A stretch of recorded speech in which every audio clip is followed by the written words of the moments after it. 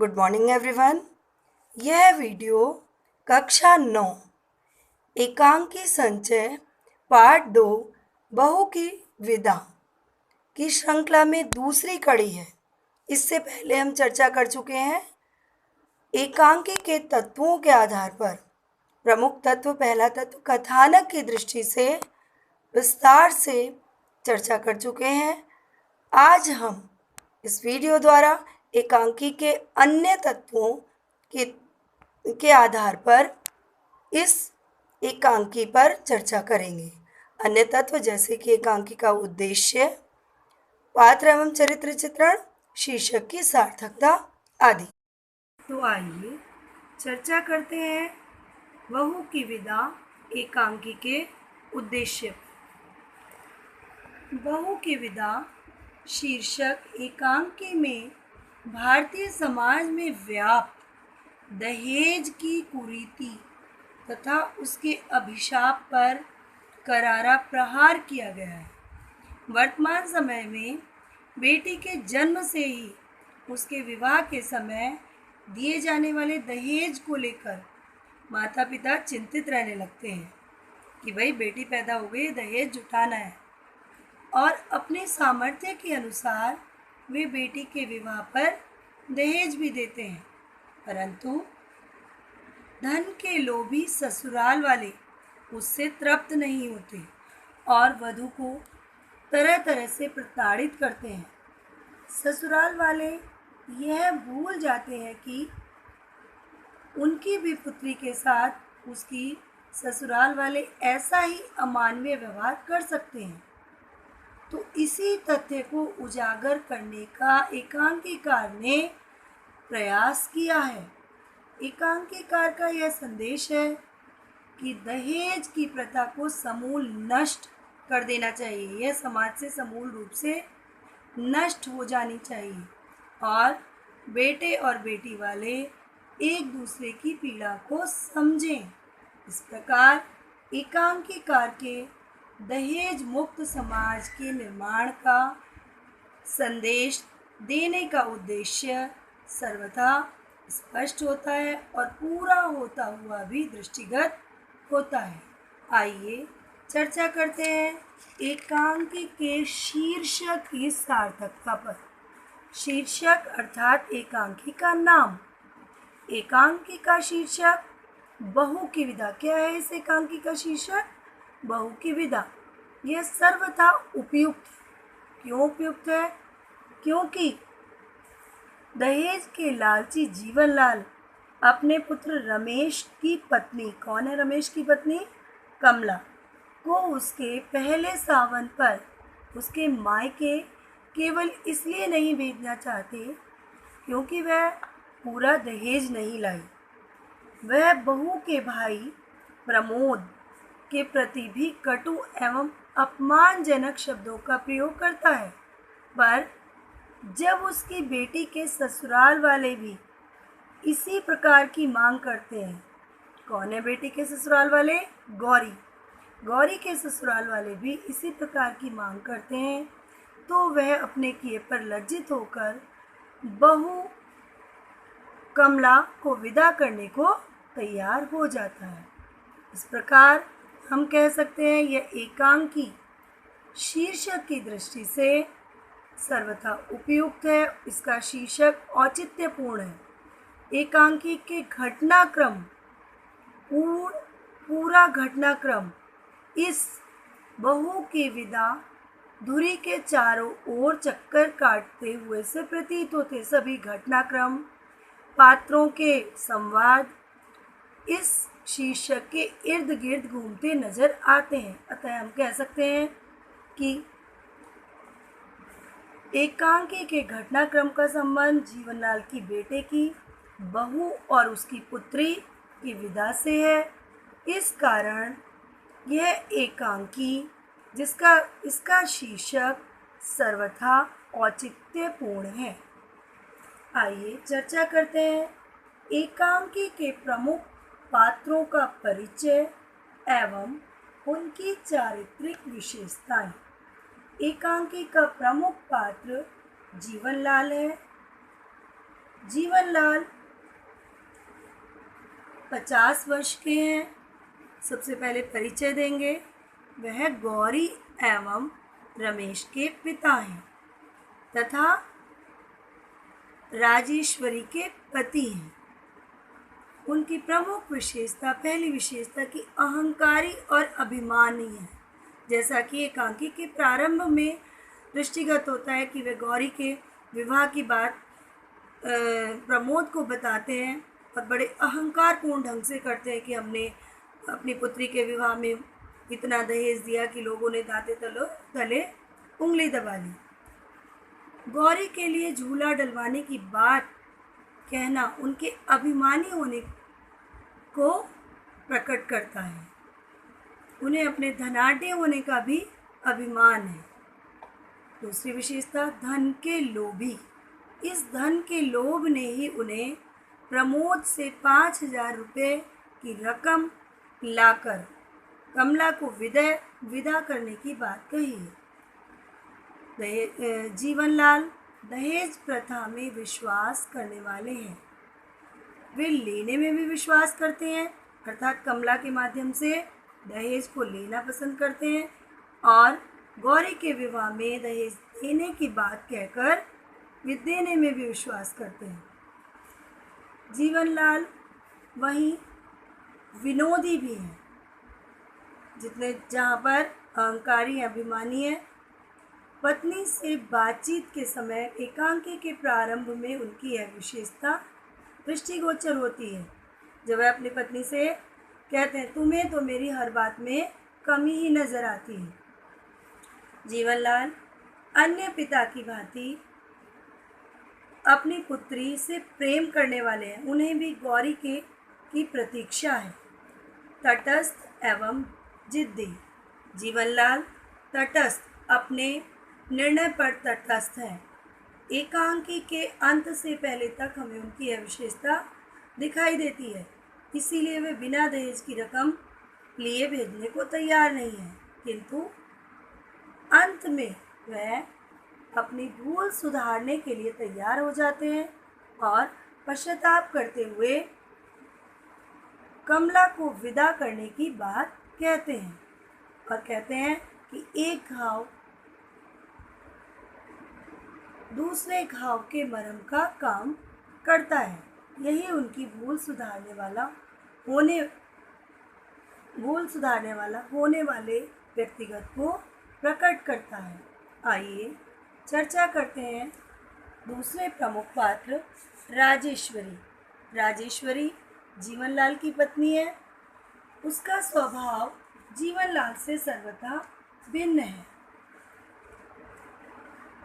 राजेश्वरी एक आदर्श पत्नी है, यद्यपि उसके स्वभाव में अनेक ऐसी बातें हैं जो जीवनलाल से भिन्न है। उसके और उसके पति के विचारों में मतभेद है, किंतु फिर भी वह धैर्यवान बनी रहती है और आदर्श पत्नी का रूप मुखरित करते हुए प्रस्तुत होती है। यह एकांकी के बिल्कुल प्रारंभ में उसका रूप दृष्टिगोचर होता है। ममतामयी माँ। राजेश्वरी रमेश एवं गौरी की ममतामयी माँ है। उसे अपनी पुत्री गौरी के ससुराल से लौटने का बेसब्री से इंतज़ार है। शालीन। राजेश्वरी के व्यवहार में शालीनता पूर्ण रूप से दृष्टिगोचर होती है। आदर्श सास। राजेश्वरी इस एकांकी में परंपरागत सास के रूप से सर्वथा भिन्न, अर्थात सास को जैसा कि माना जाता है कि सास बहू को प्रेम नहीं करती, बहू के हित की बात नहीं सोचती, किंतु यहाँ इसके भिन्न एक आदर्श सास का रूप मुखरित हुआ है। आपका प्रश्न में पूछा जा सकता है कि राजेश्वरी परंपरागत सास से भिन्न एक आदर्श सास का चरित्र प्रस्तुत करती है, स्पष्ट कीजिए। तो उसमें आदर्श सास की विशेषताएं बताएंगे, साथ ही वो घटनाएं बताएंगे कि जिनसे स्पष्ट होता है। तो घटनाएं कि जब उसे पता लगता है कि उसके पति जिद्दी पति कमला बहू को विदा करने के लिए तैयार नहीं है, तो वह दूसरा तरीका निकालती है, प्रमोद को 5,000 रुपये देकर अपनी बहू को विदा करने का प्रबंध करती है। यहाँ वह बहू के सुख की चिंता करने वाली आदर्श सास के रूप में प्रकट हुई है। राजेश्वरी की प्रमुख विशेषता है, अन्य विशेषता, वह सरल हृदय है। बड़ी सरल भाव से वह कह देती है अपने मन की बात को, बिल्कुल सरल भाव से, बिना किसी दिखावे के कहती कि जिस प्रकार मैं अपनी पुत्री गौरी के लिए प्रतीक्षारत हूँ, उसी प्रकार कमला की माँ भी प्रतीक्षा कर रही होगी। राजेश्वरी परोपकारी है, वह दूसरों के दुख दर्द को समझने वाली परोपकारी। तो इस प्रकार राजेश्वरी की चारित्रिक विशेषताएं स्पष्ट होती हैं। अन्य पात्र, प्रमोद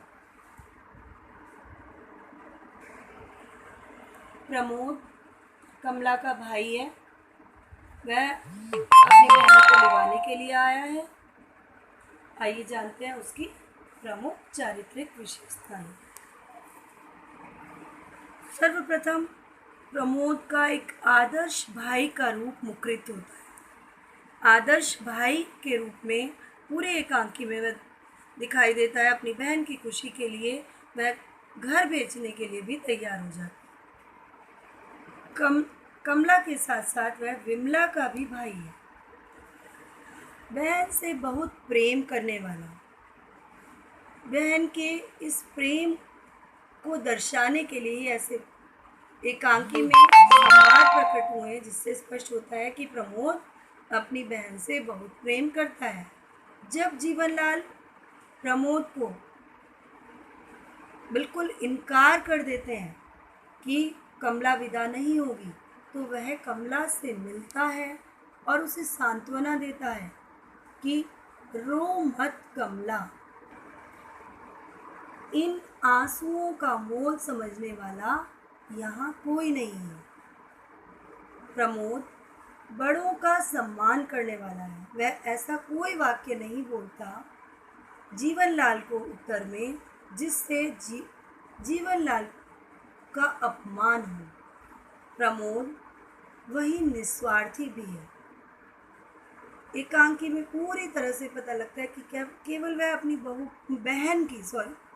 बहन कमला की खुशी के लिए संवाद करता है, उसका अपना कोई हित नहीं है, वह निस्वार्थी है, विनम्र एवं संयत। जीवनलाल द्वारा कई बार कटु एवं अपमानजनक शब्द प्रयुक्त होने पर भी वह कभी भी अपनी विनम्रता नहीं त्यागता और संयत बना रहता है। इस प्रकार प्रमोद की चारित्रिक विशेषताएं स्पष्ट होती हैं कि वह एक आदर्श भाई है, अच्छे व्यक्तित्व वाला व्यक्ति है। एकांकी के अन्य दो गौण चरित्र, कमला, यद्यपि कमला प्रमुख पात्र है, किंतु इनके संवाद स्पष्ट रूप से नहीं है। हम कह सकते हैं कमला प्रमुख पात्र भी है, लेकिन इन्होंने प्रत्यक्ष रूप से संवाद बहुत कम बोले। तो कमला प्रमोद की बहन है, परिचय में रमेश की पत्नी। उसकी सर्वप्रथम विशेषता शालीन, पूरे एकांकी में वह शालीन बनी हुई है, निस्वार्थी। भाई प्रमोद द्वारा घर बेचने की बात सुनकर वह बिल्कुल तैयार नहीं होती और कहती है आप मेरी चिंता मत करो। उसे अपनी छोटी बहन विमला की अधिक चिंता है, वह अपनी खुशी को त्यागने के लिए तैयार है, समझदार। पूरी एकांकी में कमला की समझदारी दृष्टिगोचर होती है। वहीं ससुराल को अपना घर मानने वाली है, वह ससुराल को अपना घर मानकर आश्वस्त हो जाती है कि भैया यदि मुझे विदा नहीं किया जा रहा तो आप चिंतित मत रहिए, वह सबकी अच्छाइयों को खोजती है कि माता जी का व्यवहार बहुत अच्छा है, गौरी उसकी ननद है, उसका व्यवहार बहुत अच्छा है, अतः मेरा यही ससुराल है, अगर मैं मायके नहीं भी जाऊंगी तो कोई परेशानी नहीं होगी। रमेश जो कमला का पति है, वह कहानी के अंत में उसका प्रकट संवाद दिखाई देता है। पूरी कहानी में वह अपनी बहन गौरी को लेने गया है, अतः वह एक आदर्श पुत्र तथा आदर्श भाई का रूप प्रकट करता है, साथ ही आदर्श पति भी कहा जा सकता है। आशा है आपको यह एकांकी भलीभांति समझ में आई होगी।